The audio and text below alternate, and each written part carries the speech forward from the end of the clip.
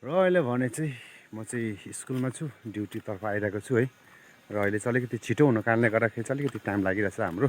र म चाहिँ यताउति हिँड्दैछु, भिडियो सिडियो बनाउँदैछु तपाईँहरूको लागि है। र अब हामीले जति नै गऱ्यौँ जे नै गऱ्यौँ पैसाले त पुग्दैन, तर सबैभन्दा ठुलो चाहिँ खुसी, चाहे कम्ती कमाउँ चाहे खुसीले बस्नु सकौँ होइन।